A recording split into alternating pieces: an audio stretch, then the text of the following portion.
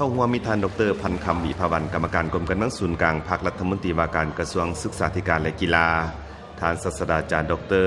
ฟาร์มวูล้วนกรรมการศูนย์กลางพรรครัฐมนตรีกระทรวงศึกษาและก่อสร้างเวียดนามมีท่านดร.คำแพงไสสมแพงเลขาพรรคแขวงเจ้าแขวงแขวงหนองพะบางบรรณาธิการการนำขั้นสูงจากสาธารณสังคมนิยมเวียดนามและสาธารณรัฐประชาธิปไตยประชาชนลาวในพิธีทานผู้ต่างหน้าบริษัทหัวมือสากล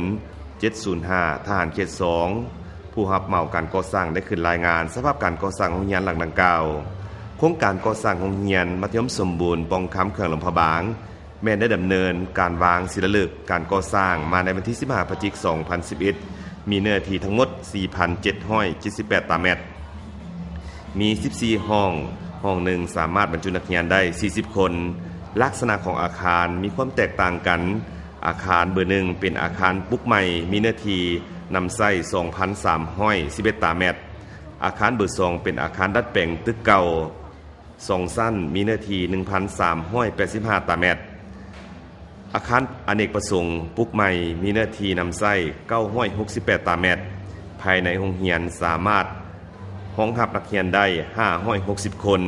และมีมูลค่าการก่อสร้าง56ตื้อดงจากนั้นท่านรัฐมนตรีกระทรวงศึกษาธิการกีฬาของลาวและเวียดนามก็ได้ร่วมกันขึ้นกล่าวมอบโครงการก่อสร้างตึกอาคาร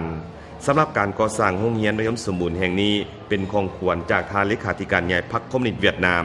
ซึ่งมอบให้ประชาชนชาวแขวงหลวงพะบางซึ่งเป็นโครงการ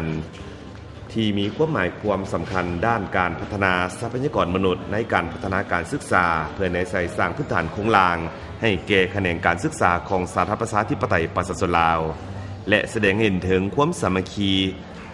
มิตรภาพพิเศษและการร่วมมือรอบด้านระหว่าง2พรรค2รัฐก็คือประชาชน2ชาติลาวเวียดนามเว้าเฉพาะก็แม่นแขนงการศึกษาของ2ประเทศให้แน่นแฟ้นยิ่งขึ้นในระยะผ่านมา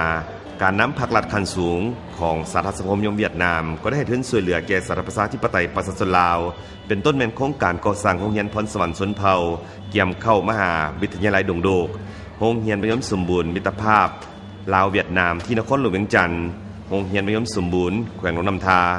โรงเรียนชนเผ่าแขวงสวรรณเขตแขวงจำปาสักอุดมไซหัวพันและแขวงเสียงขวางจากนั้นท่านรัฐมนตรีกระทรวงศึกษาธิการและกีฬาของ2ประเทศก็ได้ร่วมกันตัดแถบผ่าปล่อยปุ่มเป้าเพื่อเปิดป้ายการมอบพับตึกอาคารหลังดังกล่าวอย่างเป็นทางการ